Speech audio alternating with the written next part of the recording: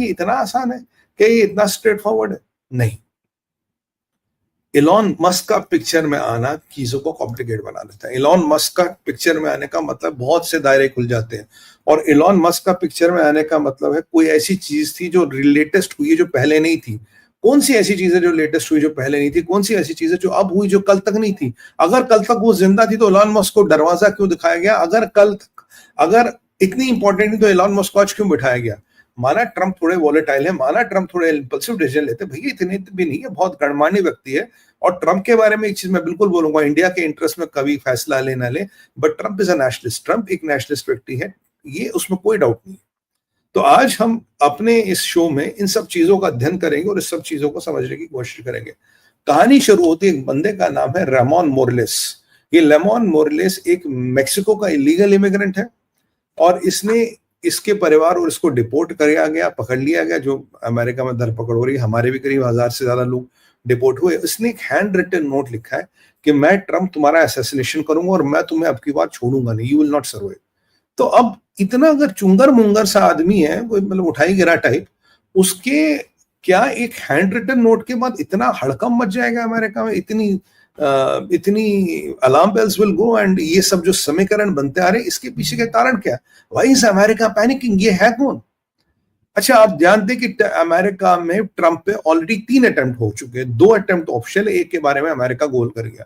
एक अगर पेंसिल्वेनिया में हुआ जुलाई में, फिर इनका फ्लोरिडा में हुआ सितंबर में, फिर एक और अटेम्प्ट माना जो इन पे हुआ गया, जिसको अमेरिका ने गोल कर लिया, जिसके पीछे माना जाता है ईरान का हाथ था। और याद करिए, ट्रंप ने एक ऑर्डिनेंस साइन कर रखा है, हस्ताक्षर कर रखे हैं, जिसमें जेडी वेंस को डायरेक्शन है, अगर उनका असैसिनेशन ईरान ने करवाया तो ईरान को पूरे दुनिया के नक्शे से वाइप आउट करना। ये ट्रंप का एक ऑर्डर साइन करा रखा है जेडी वेंस के पास। तो अगर कल को जेडी वेंस प्रेसिडेंट बनते हैं, और हम चाहेंगे नहीं ट्रंप के साथ अभी ऐसा, हमारे मित्र है, अच्छे भाई है, तो अगर ऐसा कुछ होता है तो ये ईरान का डिसमेंटलिंग पक्का। ये मतलब ईरान की मौत के, कहते हैं ना, मौत के फरमान ट्रंप साइन करके जा चुके। अब ये हो क्या रहा है? अब ये तीसरा अटेम्प्ट। अगर ये एक छोटा मोटा आदमी तो इतना बड़ा हड़कंप क्यों? कैश पटेल, डीएनआई सब एक्टिवेटेड क्यों? इलॉन मस्क को क्यों बुलाया गया? देखिए, एक जरूर बात है जिसको मेरा एनालिसिस है, मैंने जो इसको एनालिसिस किया क्या है। देखिए, एक हर कंट्री में जब कोई मोदी जैसा व्यक्ति आता है, ट्रंप जैसे व्यक्ति आता है, तो वो चीजों को, जो स्टेटस को है, उसको हिला देता है। एक चीजें होती है स्टेटस को जो चल रहा है ठीक चल रहा है, जैसे चल रहा है ठीक चल रहा है। स्टेटस को हिलाने वालों को डिसरप्टर्स कहते हैं। और ये डिसरप्टर्स, एक जो एस्टैब्लिश्ड इकोसिस्टम है, उसको ये सब पसंद नहीं आते। जो अमेरिका में जो इलीट है, अमेरिका का जो इलीट है, ये क्या उनका ऑर्केस्ट्रेटेड प्लॉट है? क्यों? ट्रंप ने बहुत बड़ा अटैक किया है और करवाया है मैक्सिकन ड्रग कार्टेल्स पे। अभी कुछ दिन पहले, 2 या 3 दिन पहले, एक बहुत बड़ा मैक्सिकन ड्रग कार्टेल का बॉस मारा गया। और मैक्सिकन ड्रग कार्टेल्स पे अब की बार अमेरिका के स्पेशल फोर्सेस, अमेरिका के क्या कहना है उनको, डेल्टा फोर्सेस, ये अटैक करेंगे। और उनको संज्ञान दिया है टेररिस्ट ग्रुप्स का। तो यानी कि अगर आप उनको मार कटाई भी उनकी करते हो तो आप पे कोई केस, कोई कोर्ट वोट नहीं होगा। तो ये जो ड्रग कार्टेल्स पे, ड्रग्स पे ट्रंप ने अनाउंस की है वॉर, क्या ये मैक्सिकन एक प्यादा है?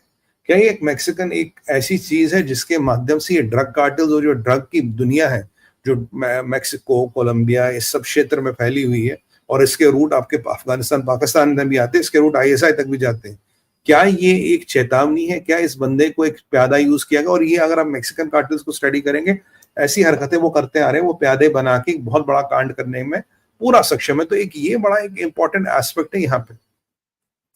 क्या ये इलीट का प्लॉट है?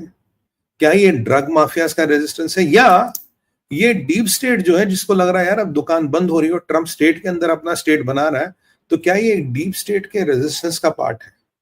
एक ईरान का एंगल हो सकता है, ईरान का भी एंगल हो सकता है। क्या ये डीप स्टेट के रेजिस्टेंस का पार्ट है? हमें नहीं पता। मतलब ये मुझे समझ नहीं आ रहा क्या है। कुछ तो बड़ा है ये, इट इज समथिंग बिग। और इसमें मेरा एक और एंगल है, एंगल ये है जो मैं सोच रहा था। देखिए, कल एक बात हुई जो खुल के सामने आई कि चाइना का एआई को लेके बड़ा डिसरप्शंस के प्लान थे। एआई में स्नीक करना, एआई को मैनिपुलेट करना, अमेरिकन एआई को कंट्रोल करना। ऑलरेडी चीजें बाहर आ गई है। कुछ काफी स्ट्रॉन्ग तथ्य है कि एआई धीरे धीरे आदमी के कंट्रोल से बाहर जा रहा है। कई सारे ऐसे इंस्टेंसेस आए हैं जहां जिसने एआई बना वही उसको कंट्रोल नहीं कर पा रहा। AI getting slightly rogue is a reality which we even know today. तो ये एक संभावना आज के दिन में भी हो रही है। तो अगर ये चीजें अब हो रही है तो इसको कंट्रोल कैसे करें? और ये जो चाइना का मस्क के थ्रू एआई पे कंट्रोल और सिलिकॉन वैली के एआई रूल्स पे, मैनिपुलेशन पे, फ्रेमवर्क पे जो चाइना का इन्फ्लुएंस है, क्या वो है? अब यहां अगर ये नॉर्मल असैसिनेशन अटेम्प्ट है, अगर ये नॉर्मल चीज है, तो एलॉन मस्क यहाँ क्या कर रहे हैं? Why does Elon need to be here? अब इसके भारत, चाइना, पाकिस्तान पे क्या इंप्लीकेशन है उस पर भी आऊंगा। पहले ये मतलब पहले एक रूपरेखा देखो आपको ट्रम्प का असैसिनेशन का, ये मुझे चीज समझ नहीं आ रही। अब एलॉन का बैठने का मतलब है 5-6 चीजें, 6-8 चीजें जो बड़ी बड़ी दिमाग में आती है। What is Elon doing here? पहली चीज है कि एक व्हाट यू कॉल, एक पॉलिटिकल टेक अलायंस। एलॉन बहुत बड़ा टेक कंट्रोल करते हैं, उनके सैटेलाइट्स, उनका स्टारलिंक फुट होल्ड एलॉन का बहुत ज्यादा है। क्या ट्रम्प को कुछ ऐसी चीज पता लगी है कि इसको एलॉन के टेक की, एलॉन के रीच की, और एलॉन का जो ये सोशल मीडिया है, जो एलॉन का व्हाट यू कॉल, एलॉन का जो ये जो रीच है उसकी जरूरत है?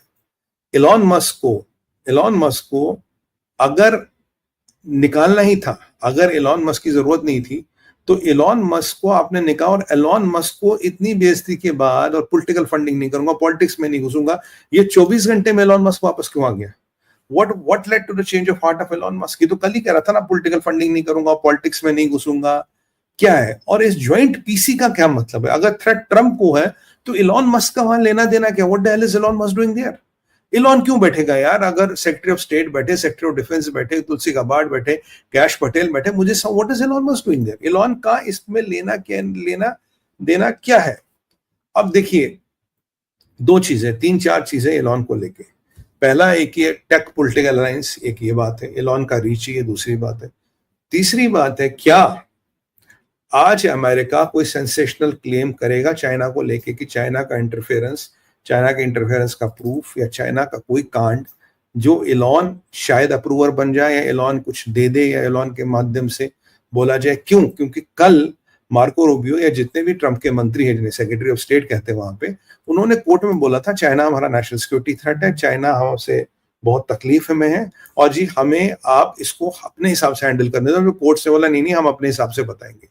तो क्या जो चाइना का मेरा इन्फ्लुएंस था, चाइना का सिलिकॉन वैली और एआई में इंटरफेरेंस